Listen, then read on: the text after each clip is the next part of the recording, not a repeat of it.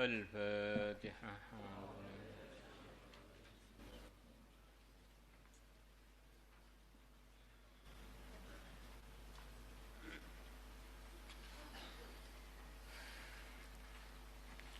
بسم الله الرحمن الرحيم. وعن عائشة رضي الله عنها قالت Sami'tu aku telah mendengar Rasulullah sallallahu alaihi wasallam yaqul, beliau bersabda, ma daraba ala mu'minin irqun qat, tidak memukul ala mu'minin atas orang yang beriman irqun satu otot pun, illa hatta, kecuali akan menggugurkan Allah bi dengan sebab pukulannya irq, khati'atan satu kesalahan. Ini istilah maksudnya sakit gitu. Di otot-otot kita ini kan banyak seluruh tubuh. Kadang-kadang sebagian otot tuh seperti memukul kita, cuwenut, sewengkring, atau linu atau bagaimana. Makanya dalam bahasa ini tidak ada otot pun yang memukul seorang yang beriman. Maksudnya otot dia itu ada masalah, sampai rasanya bisa diungkapkan seakan-akan otot itu memukul dia dengan kesakitan. Paham ya? Jadi kurang lebihnya ini tidak ada satu ototnya pun yang sakit.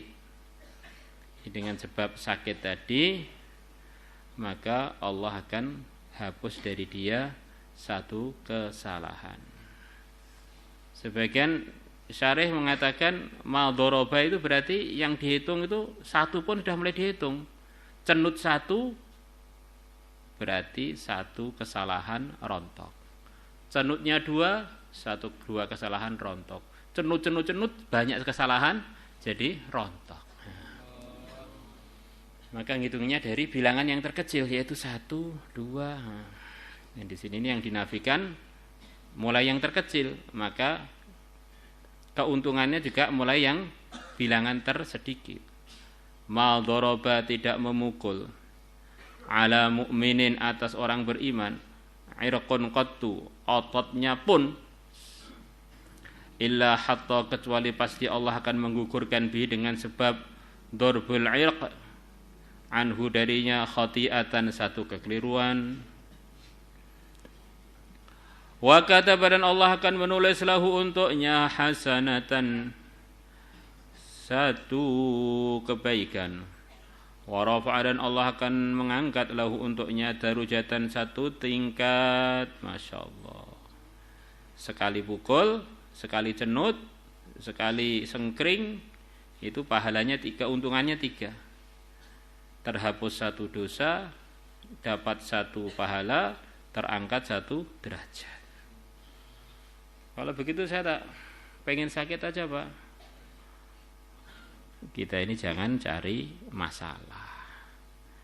Kita ini harus yakin keadaan yang sekarang sudah ditakdirkan Allah untuk kita itu adalah keadaan yang terbaik untuk kita.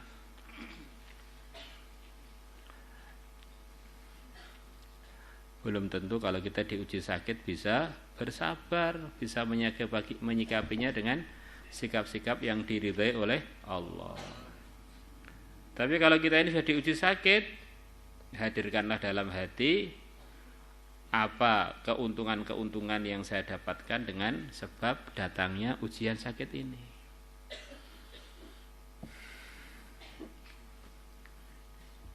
Maka di antara nasihatnya Nabi, nanti akan datang masa Dajjal akan keluar untuk jadi ujiannya umat. Kalau kalian mendengar Dajjal sudah keluar, janganlah kalian pengen untuk ketemu dengannya. Walaupun kalian menganggap kalau ketemu dengannya kalian tidak akan bisa dibelokkan oleh dia. Karena sebagian orang waktu itu perasaannya kalau ketemu Dajjal dia tidak terkesan, ternyata begitu ketemu beneran jadi pengikutnya. Kalau kalian sudah mendengar Dajjal keluar, talilah wanita-wanita kalian di rumah-rumah kalian. Karena orang yang paling mudah ikut Dajjal adalah para wanita. Karena ikut Dajjal itu langsung kaya loh, Masya Allah. Nggak ikut Dajjal langsung melarat. Ekonomi semuanya dikuasai oleh Dajjal. Maka orang-orang beriman waktu itu tidak punya makanan zahir, tidak punya sumber ekonomi yang zahir. Maka Allah beri karomah untuk mereka. Mereka kenyang sebagaimana kenyangnya ahli surga. Kenyang dengan zikir, dengan tahlil, dengan amalan-amalan.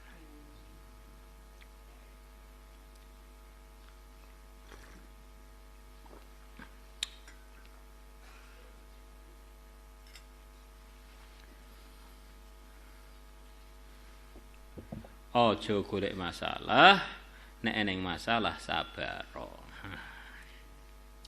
Rawahu Tabarani bi isnadin hasan wal Hakim wa qala sahihul isnad an Abi Musa radhiyallahu anhu qala qala Rasulullah sallallahu alaihi wasallam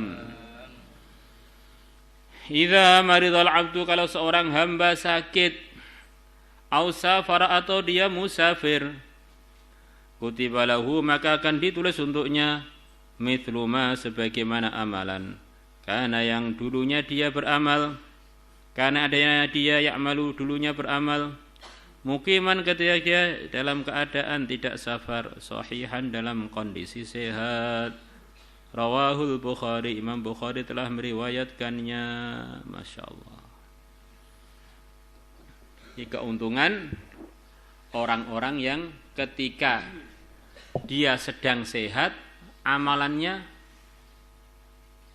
banyak, amalannya benar. Begitu dia sakit, walaupun tidak mampu amal sebagaimana dia sehat, Allah perintahkan malaikat-malaikatnya untuk menulis dia tetap sebagaimana seperti dia waktu sehat.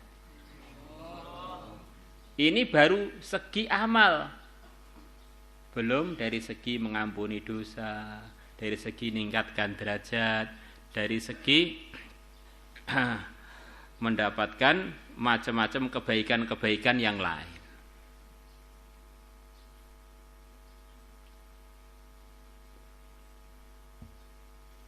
Nah, kalau waktu sehatnya itu dia bukan orang yang taat, Pak. Ya, ketika dia sakit ya menghapuskan dosa-dosa dia. Kalau amalan dia waktu sakit itu kan dia nggak bisa amal buruk, maka ya nggak ditulis. Memang orang sakit. Tapi kalau dia dulunya orang baik, walaupun sakit terus ditulis seperti mana dia waktu sehat. Pokoknya sehatnya dia ini baca Quran tiap hari 10 juz, maka sakit pun di samping fadilah yang lain-lain tetap ditulis baca 10 juz. Begitu juga kalau orang iman itu sedang musafir. Musafir ini banyak acara, pindah kendaraan, ngerawat barang-barang. Akhirnya orang nggak bisa programnya sebagaimana ketika dia mukim, ketika dia ada di tempat tinggalnya. Orang-orang yang musafir yang sebelumnya adalah punya amalan-amalan yang banyak, amalan-amalan baik, yang ketika safar tidak bisa dia sempurnakan, tidak bisa dia kerjakan, itu semuanya tertulis untuk dia sempurna.